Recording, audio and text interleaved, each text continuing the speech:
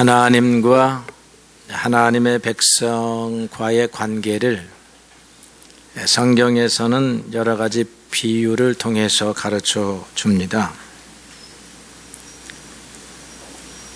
어떤 때는 하나님은 목자이시고 하나님의 백성은 양떼들입니다. 목자와 양과의 관계라 이 말이죠. 오늘의 말씀에 보니까 하나님은 농부가 되시고 하나님의 백성은 나무가 됩니다. 포도나무로 비유를 했습니다. 또 어떤 때는 왕이요 백성 이렇게 또 비유를 하지요. 아버지와 아들로도 그렇게 비유를 합니다. 여기에서 우리가 알 수 있는 것은 하나님에게 절대적으로 의존된 관계라는 것입니다. 하나님을 떠나서는 절대로 살 수 없는 것이 인생이라고 하는 것입니다. 하나님을 떠나면 마치 나무에서 부러져 나온 가지처럼 꽃처럼 약간의 시간은 살 수 있지만 근본적으로는 죽는다는 것입니다. 창세기 1장에 보게 되면 하나님이 태초에 천지를 창조하십니다. 그리고 만물을 창조하시고 인간을 창조하십니다. 만물의 주인은 하나님이시고 인생의 주인도 하나님이시다. 인생이 어디서 왔느냐? 과학으로는 규명할 수가 없어요. 오직 우리는 믿음으로 하나님이 우리를 지으셨다라고 하는 사실을 믿습니다. 어떤 교회 주일학교에서 아이들에게 요절을 암송을 시켰습니다.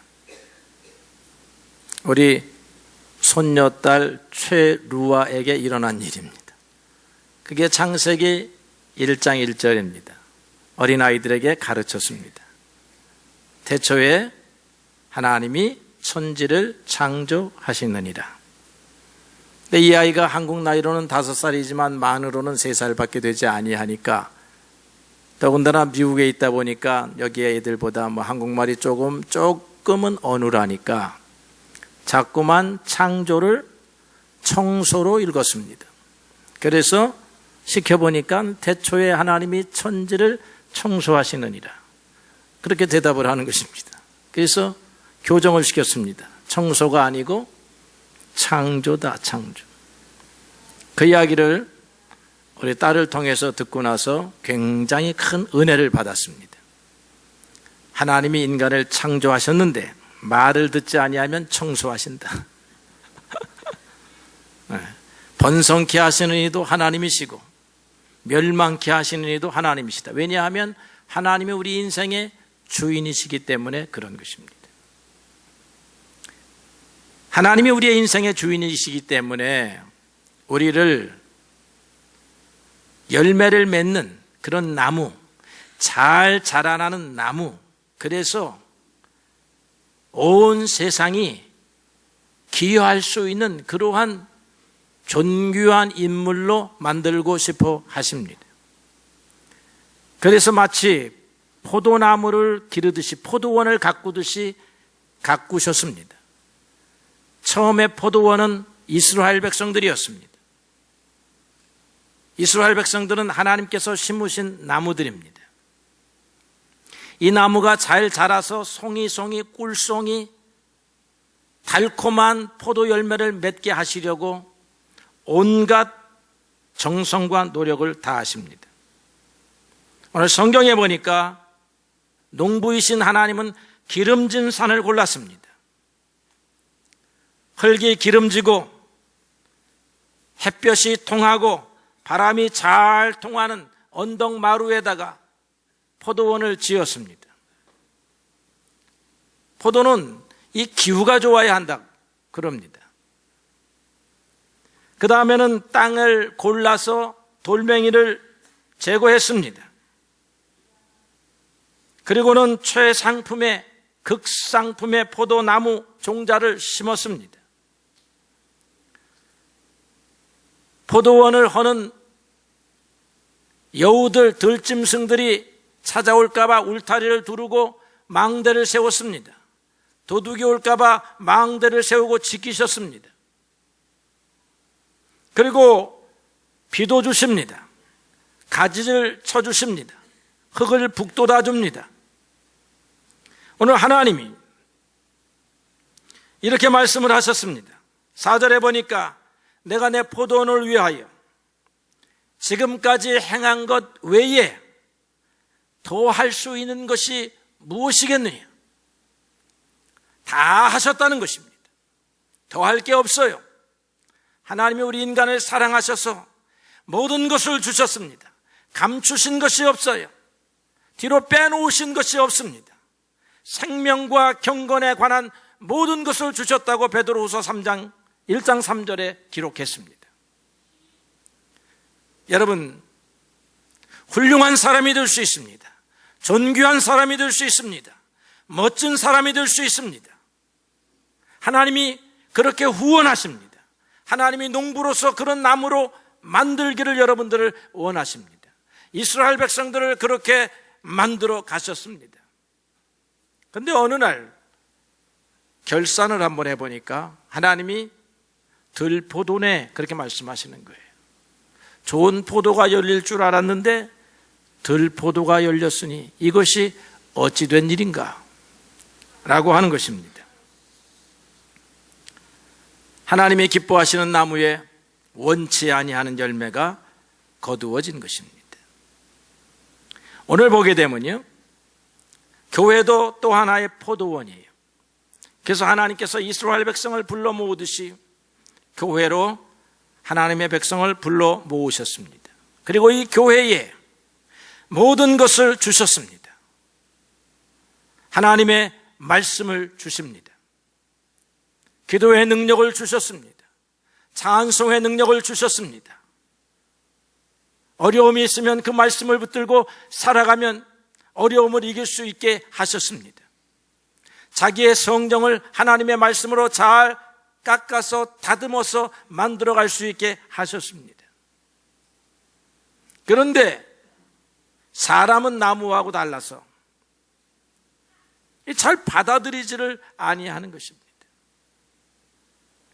여러분 혹시 이런 책을 읽어보셨는지 모르겠어요. 내가 정말 알아야 할 것은 유치원에서 배웠다.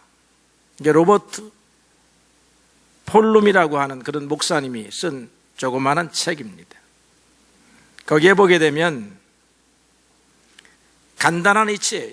주일학교 선생님들이나 유치원 선생님들이 가르치기를 사용한 물건은 항상 제자리에 놓아라. 내가 어지럽힌 것은 내 스스로 치워라. 자기 것이 아닌 물건은 손대지 말아라. 감사한 일이 생기면 감사하다고 말하라. 다른 사람을 기분 나쁘게 했으면 미안하다고 말해라. 이 유치원에서 배우는 것이라는 것입니다. 그런데 대한민국에 와서 대학생 필독 도서가 됐습니다. 유치원생들이 읽는 책이 아니라 대학생들이 읽어야 하는 책이라는 것입니다. 우리나라 국회에서 지침서로 선정이 됐습니다. 대한민국 국회의 국회의원들은 이 책을 좀 읽어야 합니다. 하도 싸우니까 서로 사이좋게 지내는 법을 유치원에서 배우는 것처럼 배워야 한다. 이 책이 미국에서 출간되었을 때 1980년대 초에 출간되었을 때 미국 사람들이 다 읽고 미국 의회에서 낭독을 했습니다. 이 책을. 미국 국회의원들, 상원, 하원 의원들도 싸우기 때문에 이 책을 읽었어요. 뉴욕타임즈 48회 48주 1등을 차지한 그런 책입니다. 굉장히 우리에게 기본을 가리키는 책이에요. 이걸 보면서 무엇을 생각해 보았느냐 하면 주일학교 교육이 필요하다. 우리도 주일학교 교육을 우리가 제대로 안 했기 때문에 장성한 신앙인이라고 하는 사람들 가운데도 이 화평이 없고 싸움과 다툼이 많다라고 그렇게 생각이 됩니다. 하나님의 말씀은, 이 로버트 폴람이라고 하는 목사님은 그러면서 목사님이기 때문에 결론을 맺기를, 예수님의 말씀에 산상수훈 마지막 부분에 너희가 남에게 대접받기를 원하면 너희도 남에게 그렇게 대접하라 하는 말씀을 주고 이 책을 맺었다고 하는 것입니다. 하나님의 말씀은 어렵지 않습니다. 하나님의 말씀은 서로 사랑하라 하는 말이에요.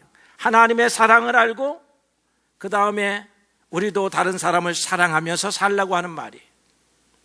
여러분들이 평생을 살면서 교회당에 와서 배워야 할 기본이 그것입니다. 우리가 주일학교 때 배우는 유명한 성경 구절이 있어요. 율동으로도 배웁니다. 하나님이 세상을 이처럼 사랑하사 독생자를 주셨으니 이는 저를 믿는 자마다 멸망치 않고 영생을 얻게 하려 하심이라. 이게 성경의 요약이라고 합니다. 이것만 알면 됩니다. 성경 66권 샅샅이 뒤지는 것은 목사의 할 일입니다. 샅샅이 뒤져서 여러분들에게 전달해 줄 수 있는 말은 하나님이 세상을 사랑하셔서 예수님을 주셨으니 그 예수님을 믿으면 이 세상에서도 멸망치 아니하고 저 세상에서도 멸망치 아니하고 이 땅에서도 승리하고 저 땅에서도 승리한다고 하는 사실을 가르쳐 줍니다. 그 이상의 지식을 가지고 구원을 논하면 옛날 시대는 영지주의요, 오늘날에는 이단으로 가는 것입니다. 성경의 진리는 유치원의 진리와 같아요. 우리가 예수님을 의지하면, 예수님을 믿으면, 예수님을 따라가면 어떠한 전투에서도 승리한다는 것입니다. 어떠한 씨름에서도 이길 수 있다는 것입니다. 여러분에게 어떤 풍랑이 오고 환란이 오고 역경이 오고 어려움이 오고 돌멩이가 오고 장애물이 온다 할지라도 주님께 기도하고 믿고 나아가면 주님은 농부시라 나무를 살피십니다. 벌레가 어디에 있는지, 잡초가 어디에 둘러싸여 있는지, 햇빛을 못 받고 있는지, 포도 열매를 봉지를 씌워야 할 일인지, 영양소를 주어야 할 일인지 그렇게 하시는 것입니다. 우리에게는 스스로 이길 수 있는 능력을 주셨습니다. 말씀을 읽어라, 하나님을 찬양해라, 그리고 기도해라. 그러면 하나님의 살아계신 성령이 너희들과 함께한다. 그러면 열매를 맺는 것입니다. 어떤 열매를 맺느냐? 아니, 어떤 사람들이 열매를 맺지 못하고 있느냐?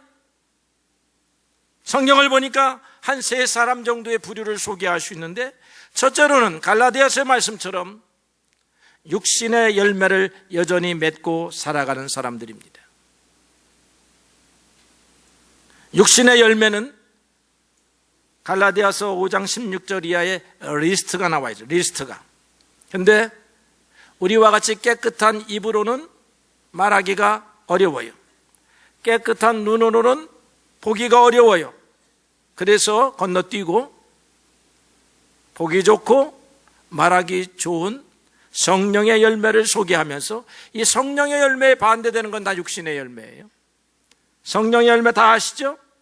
오직 성령의 열매는 사랑과 미움이 있으면 육신의 열매입니다. 그리고 희락과 기쁨입니다. 기쁨이 없고 슬픔이 있으면 육신의 열매를 맺고 있는 것입니다. 하나님과 함께하고 있지 않는 것입니다. 기도하지 않는 거예요. 찬양하지 않는 거예요. 말씀을 읽지 않는 것입니다. 기쁨을 잃어버렸으면 그런 사람이 열매가 없는 사람입니다. 그 다음에 화평과 싸움이 있으면 육신의 열매입니다. 내 안에 모든 사람들이 좋아 보여야 돼요. 사랑스러워 보여야 돼요. 오래 참음과 조급한 사람, 쉽게 분내는 사람, 이런 사람은 육신의 열매입니다. 자비와 양선과 충성과 온유와 절제니, 이런 열매는 노력해서 얻어지는 것이 아니라 그리스도에게 붙어 있으면 얻어지는 열매라고 했습니다. 주님을 의뢰하면 맺어지는 열매라고 하는 것입니다. 주님을 의지하십시오. 그러면 여러분의 성정이 바뀝니다. 세상의 지식은 스스로 바꾸라고 우리에게 가르치지만 우리는 주님이여 바꾸어 주시옵소서 하면 바꾸어지는 것입니다. 그런 마음을 주시는 거예요. 사랑하는 마음을 주십니다. 사랑하는 마음을 주지 않는데 사랑할 수 있습니까? 미운 사람을 사랑할 수 있습니까? 불가능합니다. 어둠 속에 일을 좋아하다가 밝은 대낮으로 나올 수 있습니까? 불가능합니다. 때려도 안 됩니다. 혼내도 안 돼요. 훈육해도 안 돼요. 가두어도 안 됩니다. 주님의 영이 그 안에 들어가면 되는 것입니다. 그래서 기도하는 것입니다. 그래서 주님의 은혜를 구하는 것입니다.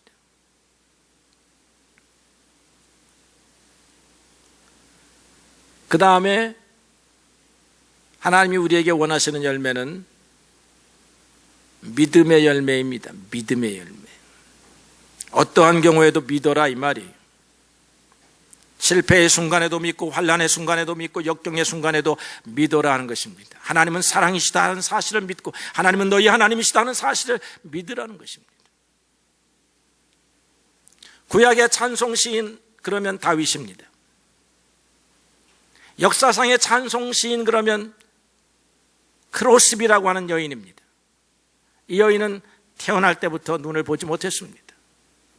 그런데 하나님의 사랑을 알게 되었고 하나님을 사랑하게 되었습니다. 그래서 12,000편이나 되는 찬송을 썼습니다. 이 찬송 가운데 우리 대한민국 사람이 부르는 찬송도 28곡이나 돼요. 전 세계 어떤 교회, 예수님의 이름을 부르는 교회는 이 크로스비의 찬양을 부릅니다. 이 여인은 사람들에게 믿음을 가르치려고, 하나님의 사랑을 가르치려고 90여 년이 넘는 생애를 찬송을 쓰면서 강연을 하면서 살았습니다.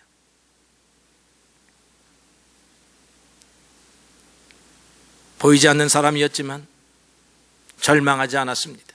하나님의 사랑을 의심하지 않았습니다. 그리해서 눈을 뜨고 있는 사람보다 훨씬 더 행복한 삶, 영향력 있는 삶, 그런 삶을 살았다라고 하는 것입니다. 그런데 예수님 당시에 보니까, 예수님의 말씀을 들으니까 이 마음이 은혜가 되었습니다. 나도 예수님을 믿어야 되겠다. 나도 예수님을 믿습니다. 그랬는데 감시하는 눈길을 봤습니다. 뒤에서 종교 경찰이라 할 수 있는, 중국에도 가면 종교 경찰이 있어요. 바리새인들이 쳐다보고 이렇게 명단을 씁니다. 명단을 써가지고 뒤에 가서 너는 오늘부터 유대인 사회에서 축출이다. 직업도 농장에도 나오지 말아라. 일터에 나오지 말아라. 그 다음에 관공서에 와서 무엇을 떼려고 하지도 말아라. 이렇게 출교를 당하니까 나는 예수 믿는 사람입니다 라고 말을 못했습니다. 예수 믿는 사람입니다 라고 해서 환영을 받으면 말하고, 예수 믿는 사람입니다 해가지고 환영을 받지 못하면 말을 못했습니다. 이건 어떠한 경우에도 하나님을, 주님을 믿지 못하는 태도입니다. 예수님께서 말씀하시기를 누구든지 사람 앞에서 나를 시인하면 하늘에 계신 내 아버지 앞에서 내가 너를 시인할 것이요, 누구든지 사람 앞에서 나를 부인하면 하늘의 아버지 앞에서 내가 너를 부인하리라, 그렇게 말씀하셨습니다. 이게 믿음입니다. 예수님이 우리의 구주인 것을 시인하는 삶, 예수님이 우리의 힘인 것을 시인하는 삶, 예수님이 우리의 방패요 능력이요 산성인 것을 시인하는 삶, 그러면 그 믿음대로 되는 것입니다. 다음으로는 데살로니가후서 3장 11절의 말씀이 우리에게 굉장히 깨달음이 되는 말씀인데요, 도무지 일하지 아니하고 일을 만들기만 하는 사람들이 있었다라고 이렇게 말하고 있습니다. 일하지 않고 좋은 일 하지 않고 나쁜 일만 만드는 사람이에요. 우리는 주님으로부터 세상을 밝게 비추는 빛이 되거라, 그런 명령을 듣습니다. 세상을 신선케 하는 소금이 되거라, 그런 명령을 듣습니다. 세상을 향기롭게 감미롭게 하는 생명의 향기가 되거라 하는 말씀을 듣습니다. 세상에 나쁜 소식 전하지 말고 좋은 소식, 복음의 소식, 하늘나라의 소식, 기쁜 소식을 전하는 그리스도의 편지가 되라고 그런 말씀을 듣습니다. 그런데 세상 사람들은 아니고 예수 믿는 사람들, 하나님을 섬기는 사람들 중에도 세상을 어둡게 만드는 사람이 있습니다. 세상을 썩게 만드는 사람이 있습니다. 세상의 냄새를 풍기는 사람이 있습니다. 나쁜 일만 전달하는 사람들이 있습니다. 우리가 유치원에서 바른 심성의 어린아이들이